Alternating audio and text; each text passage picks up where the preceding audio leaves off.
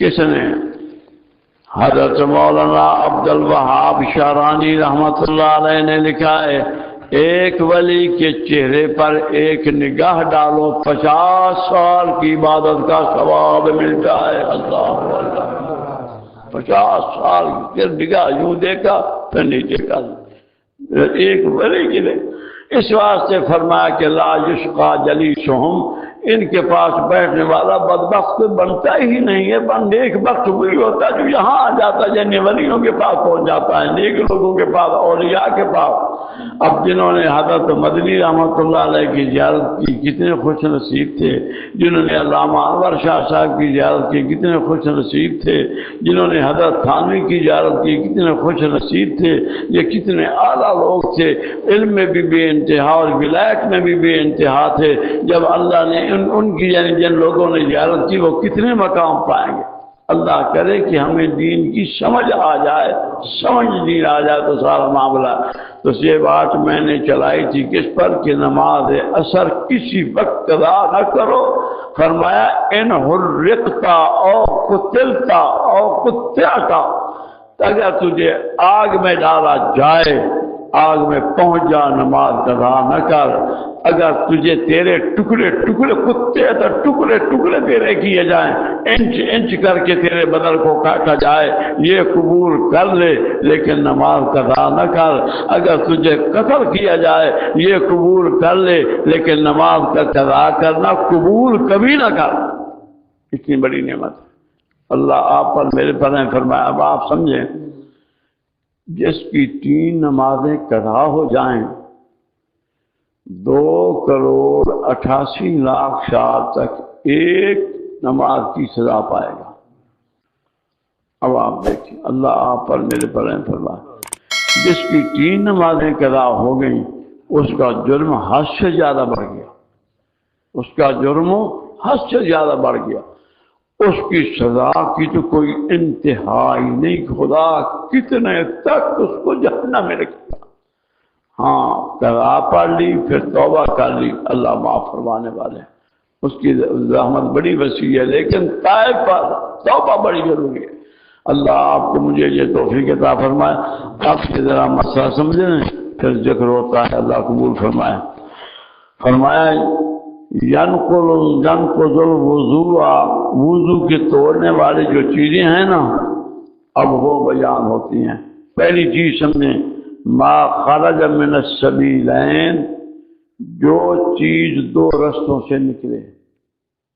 عبادت 2 رستے تو آپ جانتے ہیں، جو اس سے چاہے کچھ بھی نکلا ہے وضو ہر حال میں ٹوٹ جائے، یہ ایک مسئلہ یہ۔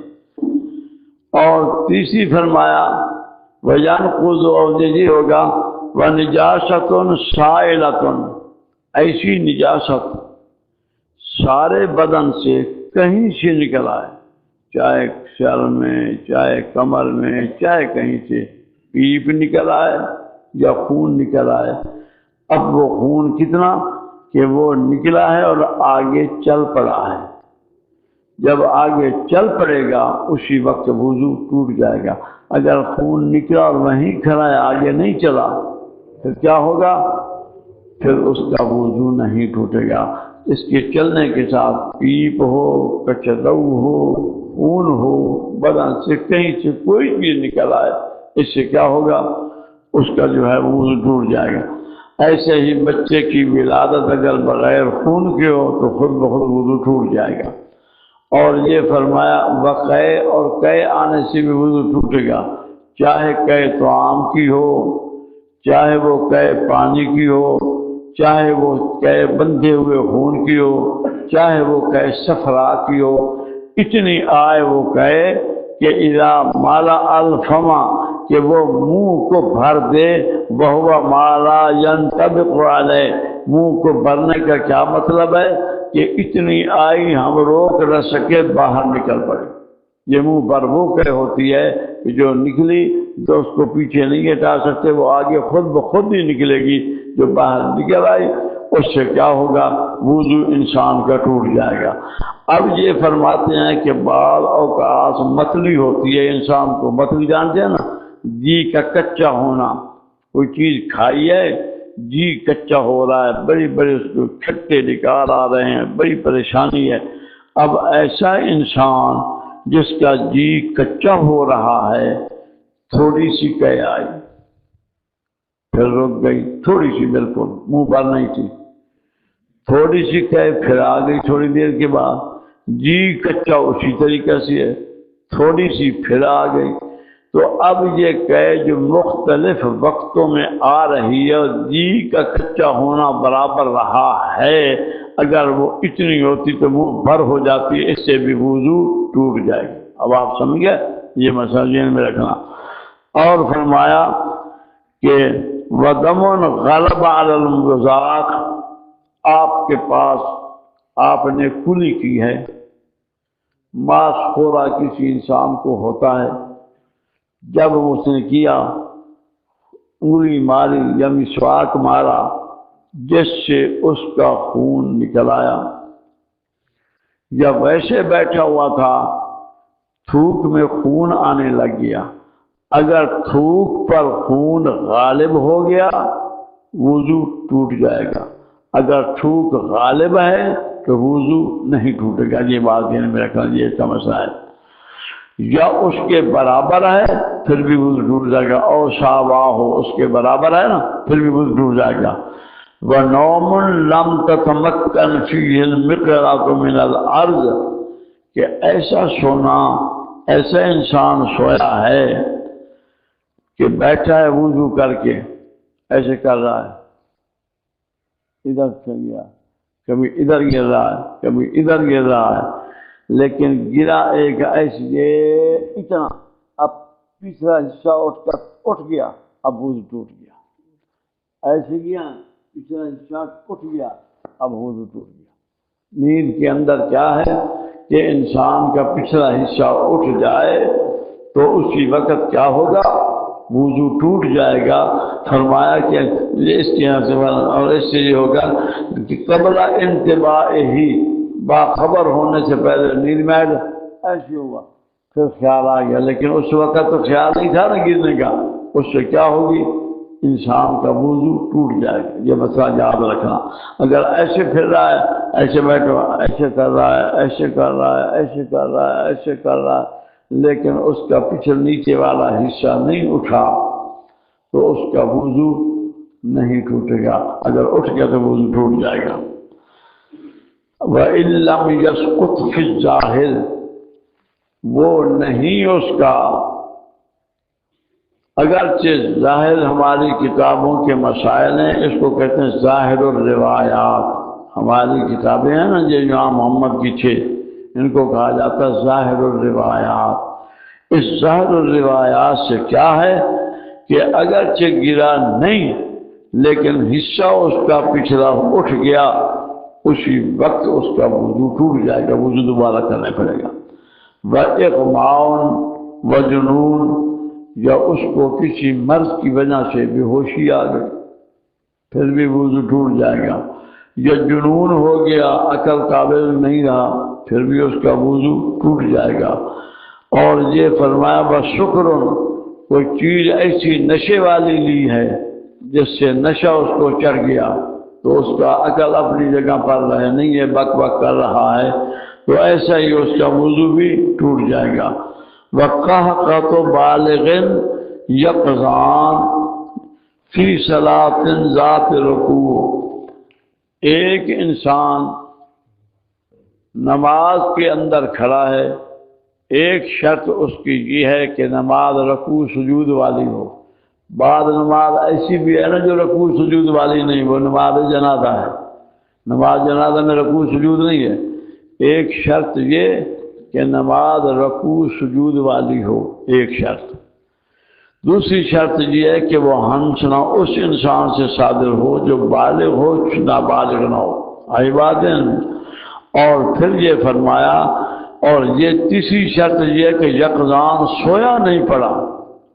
اگر سجدے میں آپ گئے، نیند آ گئی، نیند کے اندر کوئی خواب دیکھا، خواب ایسا رون کی تھا، آپ کو ہنسی آ گئی، جس طرح خواب میں بندہ روتا ہے نا، ایسا خواب میں بندہ ہنستا بھی ہے، وہ ہنسا، آواز نکل آئی تو نیند کے اندر تھا نا، اس کا وضو نہیں ٹوٹے گا۔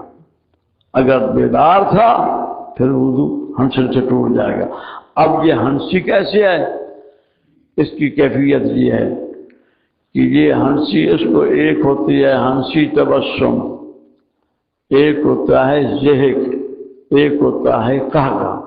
تبسم کہتے ہیں کہ دانت ظاہر نہ ہو، منہ کھل جائے، یہ تبسم ہے۔ اور جب ہنسے ایسے دانت کھول گئے، دانت اس کے نظر آنے لگ گئے، اس کا نام ہے ضحک۔ اور ایک ہے قہقہ، جس کے اندر آواز آ جائے ایسے کر دیا، چاہے تھوڑی آواز بھی آئی ہے نماز کے اندر، تو اب جو اس نے خود سنی، یہ ساتھ والے نے بھی سن لی کہ یہ ہنس رہا ہے، تو اس کے وضو اسی وقت ٹوٹ جائے گا۔ یہ شرط ہے بالغ ہو، جاگ رہا ہو، نماز رکوع سجود والی ہو۔ خدا نہ خواستہ کوئی انسان ایسے بھی ہوتے ہیں بے عقل، جن کو آخرت کا خوف نہیں ہوتا، صاحب دوست کھڑا ہوا ہے، کوئی بات کی، اس کو خیال آ گیا نماز میں، وہ ہنسنے لگ گیا۔ اب جنازے کے اندر جب وہ ہنسے گا، اس کی آواز نکل آئی، اب وضو نہیں ٹوٹے گا، جنازہ اس کا ٹوٹ جائے گا۔ یہ بات ہے، یہ ہاں جی، یہ دوبارہ کرے گا، اس کا وضو نہیں ٹوٹے گا، جو چونکہ رکوع ہے، رکوع سجود والی نہیں۔ اور یہ فرمایا، یہ بھی یاد رکھنا، یہ چیزیں ایسی ہیں کہ جن کو آپ نے یاد رکھنا ہے کہ جس سے وضو ٹوٹ جاتا ہے۔ اب آگے ایک مسئلہ آ رہا ہے، بس وہ اتنے اسی کو سمجھے کہ اسی پر اتفاق کریں، وہ مسئلہ میں آپ کو سمجھانے سے قاصر ہوں۔ ای بات ہے، آپ خود سمجھ جائیں کہ کون سا مسئلہ جو نہیں بیان ہو رہا۔ اللہ ہمارا کی توفیق کا خون جاری ہو، پتہ ہو کہ یہ رکے گا نہیں دانتوں سے یا کسی وجہ سے، جب تھوڑے سے نکل رہا ہے وہ خون رکے گا نہیں، نماز کا وقت آ رہا ہے، اسی وضو کے ساتھ ایک دفعہ وضو کرے، پھر وہ چلتا رہے، نماز پڑھتے رہو۔ جس طرح حضرت فاروق اعظم رضی اللہ تعالیٰ عنہ کو جب شہید کیا گیا تھا، اور اس مردود ملعون نے جو حضرت پر حملہ کیا تھا، اللہ معاف فرمائے، اس کا نام فیروز تھا، یہ مجوسی تھا۔ فیروز مجوسی نے جب حملہ کیا حضرت کی ذات پر، تو آپ کے پیٹ پر لگا، خون چل رہا تھا، لیکن سمجھا کہ اب جب وہ رکے گا نہیں، آپ نے نماز فجر کی ادا فرما لی۔ آئی بات ہے، اس واسطے جب ایسی صورت ہو کہ جس کا رکنے کے خوف نہیں تھے، وہ اس کے دام پر کر ایک دفعہ وضو ٹوٹ گیا نا، دوبارہ پھر وضو کرنا پڑے گا، دوبارہ وضو کر کے، معذور آدمی دوبارہ کر کے، اس کے بعد اپنا چلتا رہے، وہ نماز پڑھتا رہے، چلے ہی نہیں، اس کی کفارہ ہے، بند کر دیا جو رکھ دیا تو پھر بہرحال معذوروں میں آ گیا، تو جیسا بھی ہے معذور میں جب رک جائے گا پھر اس وقت پڑھتے رہنا ہے۔ تو تجمم کوئی دوسرا کرا دے، وہ نماز اس عقل اس کے اندر ہے، اگر عقل نہیں ہے بھی ہوش ہے تو پھر نماز نہیں ہے۔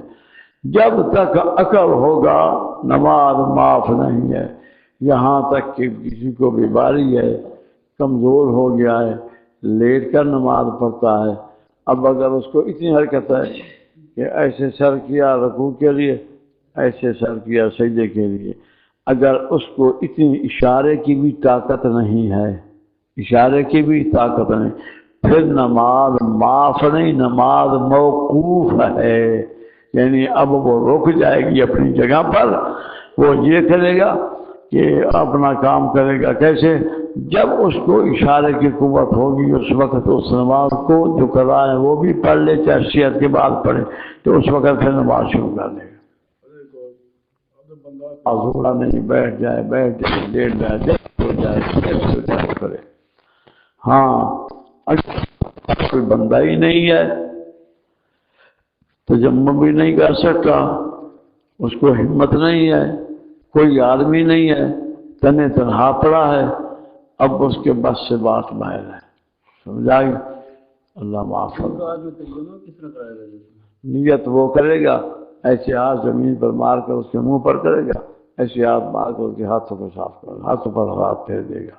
ای بات جب وضو کرنے کی طاقت نہ ہونا، پھر تیمم خود کر لے یا کوئی اس کو کرانے والا ہو تو وہ کر دے۔ اگر اتنی طاقت میں کہ ہاتھ نہیں اٹھا سکتا کمزور زیادہ پھر دوسرا کر دے۔ جب میں ایک بتا کے آپ کو سناؤں اسی پر ہم پھر ذکر کرتے ہیں، کیونکہ مسائل چل پڑے، مسائل میں باتیں لمبی ہو ہی جاتی ہیں، آپ محسوس نہ کرنا کہ وقت زیادہ لگا۔ اصل میں تو پریشانی مجھے ہو جس کا دماغ خرچ ہو رہا ہے، آپ تو سن نہیں رہے ہیں نا، سننے والے کو کیا تکلیف ہے۔ آپ حج پر جا رہے ہیں، حج کا وقت ہوتا ہے زوال کے بعد سے لے کر سارا دن، ساری رات، طلوع فجر تک، یہ سارا وقت حج کا ہے۔ جس وقت بھی اس کے کسی حصے میں عرفات کے اندر 1 سیکنڈ کے لیے ایسے بھی آ گیا، اس کی حج ہو گئی۔ آگے واضح، اب ایک آدمی سفر کرتا ہوا آ رہا ہے کہ میں عرفات میں پہنچوں، لیکن عرفات میں آتے آتے اب طلوع فجر میں 5 منٹ رہ گئے۔ اب اگر وہ حج کرنا چاہے، نماز کو چھوڑے، وضو لیے ہوئے آ رہا ہے، طلوع عشاء کی نماز تھی نا، طلوع فجر میں 5 منٹ رہ گئے۔ اب اگر وہ عشاء کی نماز پڑھے تو وہ سفر جو 5 منٹ کا رہ گیا ہے اس کا وہ ادا نہ ہوگا، حج رہ جائے گی۔ اگر وہ حج کرے تو نماز رہتی ہے، 2 فرض جمع ہو گیا نا۔ فرمایا نماز کو پڑھ لے، حج کو چھوڑ دے، اگلے سال کر لے گا۔ آپ اس پر غور فرمائیں، نماز کتنی موقت تری ہے۔ جب جنگ لگ رہی ہے فرمایا 2 حصوں میں ہو جاؤ، جماعت کراؤ۔ اگر جماعت کراؤ، ایک حصہ پڑھ کے جائے، دوسرا دشمن کے مقابلے میں چلا جائے، پھر 1 رکعت پڑھ کے وہ چلا جائے، دوسرا آ جائے، وہ 1 رکعت پڑھے، پھر وہ چلا جائے، وہ آ جائے، وہ 1 رکعت پڑھ کے سلام پڑھے، پھر وہ آ جائے، وہ سلام پڑھے۔ یعنی یہ طریقہ یہ قرآن مجید میں اللہ تعالیٰ نے 5 پارے میں فرمایا ہے۔ بات ہے۔ اور اگر جہاد اتنا سخت ہے کہ کسی کو وقت بھی نہیں مل سکتا، جس طریقے سے غزوہ خندق آزاد میں ہوا تھا، وقت بھی نہیں مل سکتا، کفار مقابلے میں کھڑے ہیں، لڑائی شروع ہے۔ اب فرمایا اس وقت نیت کر لے نماز کی، اشارہ ہو سکے تو کرے، لیکن بعد میں نماز کو قضا کرنا ہوگی۔ جس طرح غزوہ احزاب میں میرے نبی کے ساتھ اور صحابہ کے ساتھ یہی حال ہو گیا تھا، یہاں تک کہ عصر کی نماز ان کی رہ گئی، چھوڑتے نہیں تھے، مقابلہ ایسا تھا، سختی ہو رہی تھی۔ اب وہ بڑا چھوٹے شکست سامنے تھی، اب مجبور ہو کر وہ لگے ہوئے تھے، تو میرے نبی نے فرمایا ملا اللہ قبورہم نارا، اللہ ان کی قبروں کو آگ سے بھر دے کہ انہوں نے ہماری نماز وسطیٰ کو ضائع کر دیا۔ حالانکہ میرے نبی دعا نہیں کرتے، بد دعا نہیں دیتے تھے ہدایت کی، لیکن نماز کی اتنی کوفت ہوئی، اب میرے نبی سے یہ کام کرا کر ہمیں حکم دے دیا کہ اگر تمہارا بھی ایسا معاملہ ہو جائے تو یہ کر سکتے ہو۔ آئی بات ہے، کیونکہ وہ جہاد بھی عبادت ہے، نماز بھی عبادت ہے۔ اگر اس میں آپ یہ کرتے ہو حملہ کر کے شہید کر دیں گے، آپ نماز میں کھڑے ہیں، کفار کو موقع مل جائے گا شہید کر دیں، اس واسطے یہ ضروری تھا۔ سیدنا و مولانا محمد وعلی آل سیدنا و مولانا محمد وبارک وسلم وصلی علیہ۔ یا الہ العالمین، ہم سب کا خاتمہ بالایمان فرما دے۔ یا اللہ ہمیں پکا نمازی بنا دے۔ یا اللہ ہمیں دولوں سے بچا دے۔ یا اللہ ہمیں عذاب قبر سے بچا دے۔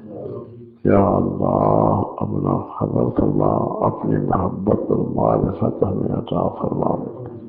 اپنا پیار اور محبت اتنی فرما کہ ہر قسم کی محبتیں ختم ہو جائیں سوا تیری یاد اور تیرے نبی کی۔ یا اللہ مہربانی فرما۔ صلی اللہ تعالی علی خیر خلقہ سیدنا محمد۔